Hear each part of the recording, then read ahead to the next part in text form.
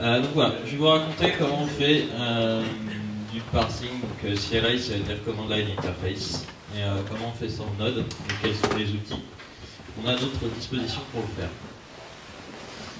Bon, voilà, je suis sur Twitter, donc si vous avez des remarques, des insultes, des suggestions, vous pouvez me mentionner sur Twitter et puis je répondrai sans doute.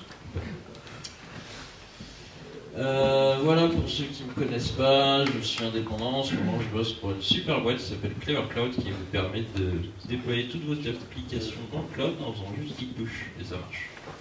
Si vous voulez les tester après, n'hésitez pas à venir m'en parler. Ou à venir parler à la banque de Joël Udry qui est vers le premier. Dans la vie, moi je suis plutôt un développeur, ce qu'on appelle un programmeur fonctionnel, ça veut dire que je fais de la programmation fonctionnelle. dont David va nous parler tout à l'heure. Mais en fait, en ce moment, je suis plutôt un dev JS, pour le meilleur ou pour le pire. Et en particulier, en fait, je suis en train de bosser sur l'outil en ligne de commande de Clever, qui va me servir d'exemple. En gros, c'est, pour l'instant, on a une console web, et le but, c'est qu'on fasse Clever Deploy, Clever Log, Clever Status, des choses comme ça. Donc ça, c'est un outil qui est développé en Node.js et je me suis intéressé à comment faire pour que l'exécutable il comprenne qu'on lui dise statut ou log ou autre chose. Typiquement, en fait, quand on appelle un exécutable en ligne de commande, la première partie, ça va être le nom de l'exécutable. Ça va permettre de savoir quel code on exécute. Mais une fois qu'on a lancé l'exécutable, on s'en fout un peu de lui. Après, il y a ce qu'on appelle des flags, ça va être des espèces d'options en fait, qu'on va pouvoir activer ou désactiver à la demande. Alors, ils peuvent être mis donc, par convention dans le monde Unix, c'est un tiret, ensuite une lettre, et si on en a plusieurs, on les sépare par des espaces. Mais il se trouve aussi que si il y en a plusieurs et qui font tous une lettre, on peut les condenser avec un seul tiret et plein de lettres. On peut les mettre en version longue. Donc en général, quand on écrit un script, on va mettre la version longue, et quand on se sert de la commande tous les jours, on va mettre la version courte parce que ça fait moins de caractères à taper. Donc voilà, il y a au moins 3-4 manières différentes de rentrer les flags. Sachant qu'il y a des vieilles commandes genre PS ou Xterm et des trucs comme ça qui respectent même pas ces conventions. Donc là, je vais vous présenter la manière à peu près propre de le faire, mais il y a des exécutables où c'est encore différent. Et les options, en fait, ça va être comme des flags, mais à la différence que on va leur donner une valeur, en fait. On va spécifier une valeur à l'option. Donc souvent, ça va être avec un égal, parfois ça va être sans égal. Parfois ça va être avec l'option courte suivie d'un espace, et parfois dans certains cas ça va être l'option courte sans espace. Ce qui est complètement ambigu avec le fait où on a plusieurs options courtes combinées ensemble. Donc ça on va essayer de ne pas le faire parce que c'est pourri. Et après, il y a les arguments, il peut y en avoir 0, 1 ou plusieurs, qui vous permettent de spécifier le comportement. Voilà, et si la valeur que vous voulez donner en argument a le malheur de commencer par un moins, il va être pris pour un flag, du coup, la convention de mettre un double tiret avant. Voilà. Il y a plein de petits cas chiants. Le truc est ambigu, parce qu'il n'y a pas de version, il n'y a pas une spec vraiment très claire de ce qu'on doit faire ou ce qu'on ne doit pas faire. Le standard GNU est plutôt light là-dessus. Donc c'est un peu la galère, et il y a énormément de programmes que tout le monde a l'habitude d'utiliser qui fait les choses salement. Si vous avez déjà utilisé la commande PS ou la commande find, ils ne respectent pas des manières propres de le faire, et c'est assez galère. Non seulement c'est ambigu, c'est galère parce qu'il y a plein de cas particuliers. Donc pour dire la même chose, il y a 3 ou 4 manières de le faire. Coup de bol, c'est déjà réglé. Il y a une lib qui s'appelle Minimist dans le monde Node. Vous faites un require minimist et vous lui donnez process.argv.slice2. C'est juste en fait, vous lui donnez le tableau des arguments qui a été fourni à votre programme. Le slice to, en fait, c'est parce que quand on appelle un programme Node.js, les deux premiers éléments du tableau, c'est Node, et ensuite le nom du fichier JS qu'on exécute. Donc ça, on n'en a rien à faire, parce qu'on est déjà en train d'exécuter le programme. On va juste faire sauter ces deux trucs-là, et ensuite on va les parser avec Minimist. En gros, ça va nous donner un petit objet JS, avec, pour chaque option, la valeur, donc soit un booléen, soit une chaîne de caractères, et pour les arguments, un tableau avec tous les arguments. Donc ça, c'est cool. Vous noterez que contrairement à pas mal de bibliothèques Node, en fait, on lui passe toutes les données explicitement, donc il ne va pas essayer de faire des tours de magie pour aller sortir de la donnée de n'importe où. Donc ça, c'est plutôt cool. Cette lib, elle est bien. Mais par contre, elle fait que le parsing. Mais en fait, quand on veut faire une ligne de commande qui est agréable à employer, c'est bien d'avoir un écran d'aide qui liste toutes les options, qui vous dit qu'est-ce qui va pas si vous lui rentrez quelque chose qu'il ne comprend pas, des choses comme ça. Donc si on veut de l'aide automatique, il y a un truc qui s'appelle Yards.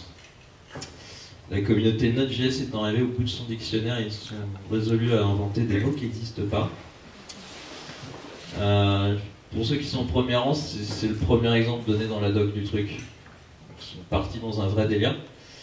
En gros, ça marche un peu comme Minimist, sauf que là, Automagic, on lui donne aucun argument et il va aller chercher automatiquement le process pour arriver, ce qui est complètement chiant.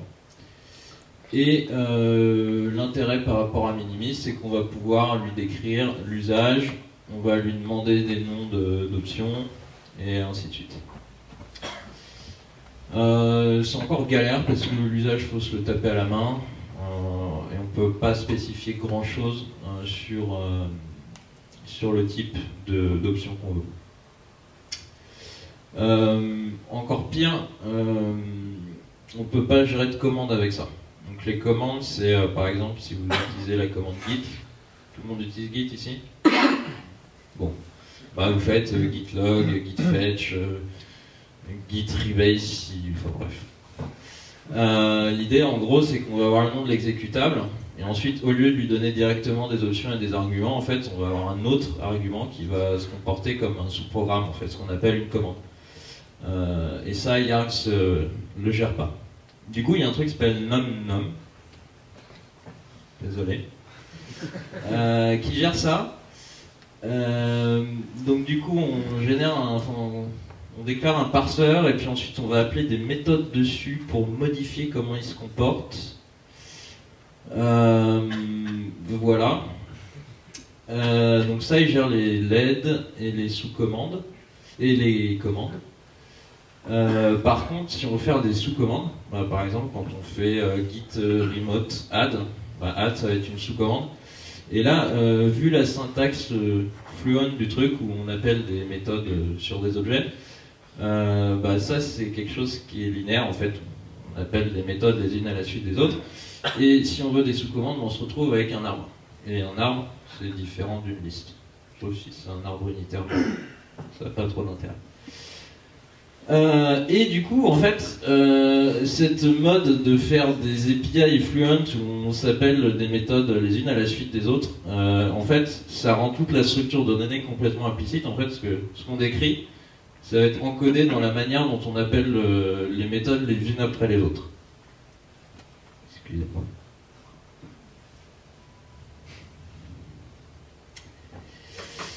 Du coup, c'est super chiant et en fait, NumNum, à la fois NumNum et à la fois Yards, en fait, utilisent cette méthode d'écrire des API qui est Kikulol et complètement pourrie.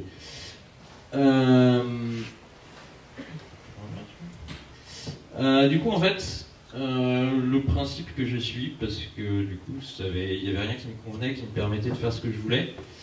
L'idée, en fait, c'est de décrire explicitement la structure de données qui est mon arbre de sous-commande, en fait. J'ai une commande, elle a des options, des arguments, elle a potentiellement une liste de sous-commandes, et ainsi de suite. Ça, je décris bêtement avec des objets JS, plutôt qu'avec des imbrications d'appels de commandes. Et du coup, en fait, on a un truc déclaratif, c'est juste un arbre d'objets, et puis on va se balader dedans pour faire des trucs. Donc là, par exemple, un truc à peu près complet. un exécutable, on lui donne une description, et puis là on peut déclarer les sous-commandes. Donc est-ce qu'on veut réafficher la donnée qu'on nous file? Là on peut mettre des arguments, on peut mettre des flags, et ainsi de suite. Donc là en fait, tout ça, c'est des objets JavaScript qui contiennent juste de la donnée en fait, ils ne contiennent rien d'autre. Et on va aller se balader dedans pour générer des trucs. Du coup pour le parseur il y a Minimis qui existe déjà. Donc moi en fait, il suffit de se balader là-dedans et puis on peut générer un parseur. On peut générer des trucs cool, genre LED. Il suffit de détecter qu'on a demandé de l'aide, et à partir de toutes les options, on peut générer des textes d'aide automatiquement en fait. Si on fait -help, à ce niveau, c'est-à-dire à la racine, là il va afficher les commandes qui sont disponibles. Et on peut faire à la manière de Git, plutôt qu'un flag -help, dans Git on peut faire git help, log, git help stash, et ainsi de suite. Là c'est possible aussi. Et l'intérêt en fait c'est que la commande help, elle va prendre des arguments qui représentent les sous-commandes imbriquées. Donc on peut se balader dans l'aide en fait juste avec cette commande. Et ça en fait, étant donné qu'on a juste décrit la structure de notre application, la génération d'aide elle se fait un peu tout seul. Un autre truc, c'est que comme c'est des structures de données, en fait, on peut déclarer comment parser une valeur. Parce que souvent, on va juste vouloir des chaînes de caractères, mais on peut imaginer qu'on demande, qu'on demande un entier.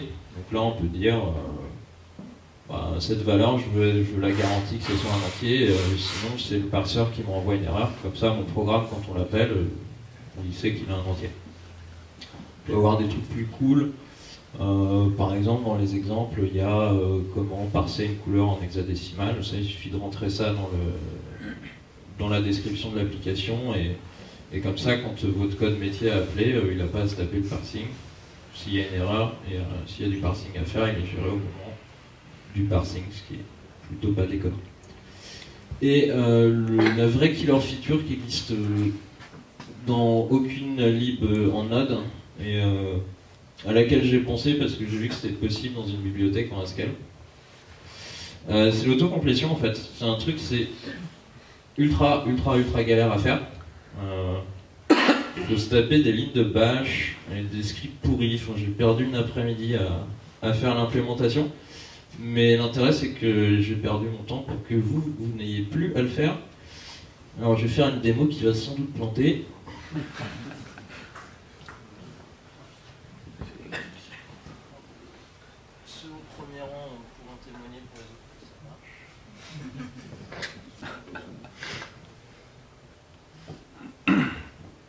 Donc en gros j'ai un programme qui s'appelle subcommand, donc si je l'affiche sans rien, il va m'afficher l'aide. Du coup comme commande disponible, j'ai soit help soit number. Et donc quand je fais subcommand et tab, là on va m'auto-compléter les deux commandes disponibles.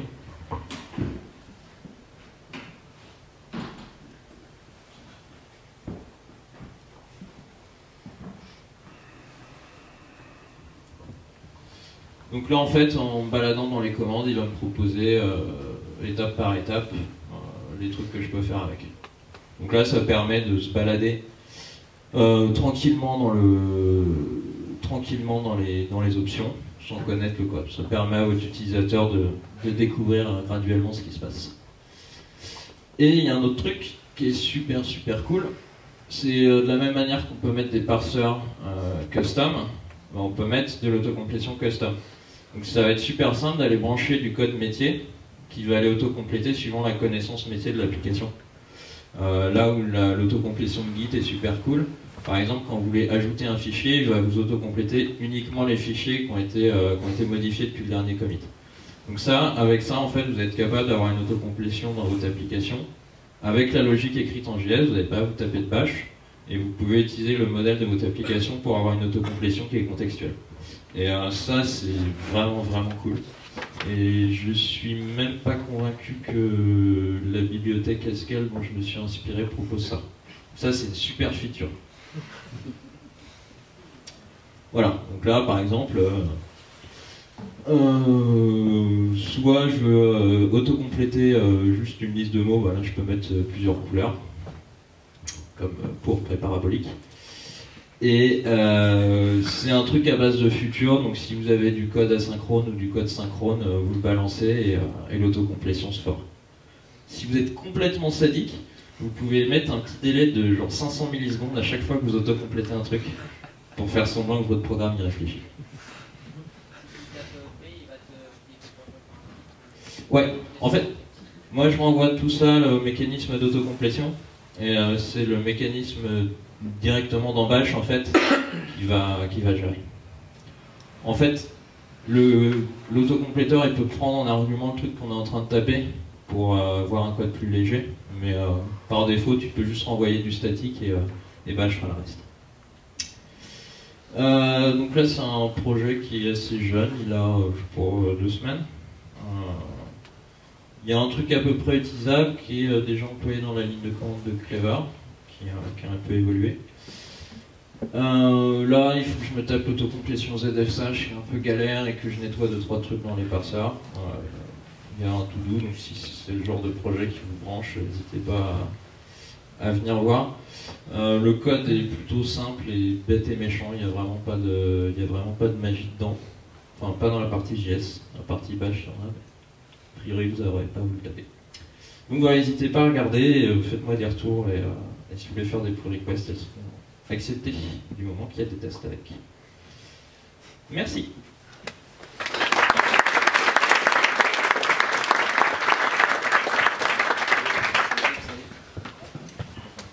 Ouais.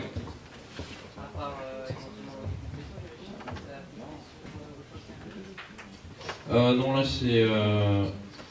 c'est complètement pour du Unix, pour la simple et bonne raison que la manière dont on met les options et tout sous Windows c'est différent. Donc il faut que je regarde, je sais pas si Minimist le gère en fait, mais la manière dont on dénote les flags sous Windows de mémoire c'est avec des slash ou des trucs comme ça. Pour les vieilles commandes. Ne connaissant pas l'univers Windows, à voir. Mais c'est effectivement l'autocomp. Ouais. Ouais, c'est à regarder. L'autocomplétion, en fait, j'ai juste un adaptateur à mettre. C'est le shell qui me renvoie ce qui a déjà été tapé et c'est la commande qui complète tout. Ça permet de faire de l'autocomplétion custom. Ça permet d'avoir, par exemple, si vous avez une grosse ligne de commande et comme dans Git, vous voulez laisser l'utilisateur rajouter des alias, bah, comme toute l'autocomplétion est gérée dans le code de l'application, c'est extensible. Donc en fait, il faut juste se taper un adaptateur pour parler au shell, mais la logique, elle est indépendante de la plateforme pour ça, ce qui est plutôt cool. Ouais, il y avait une autre question.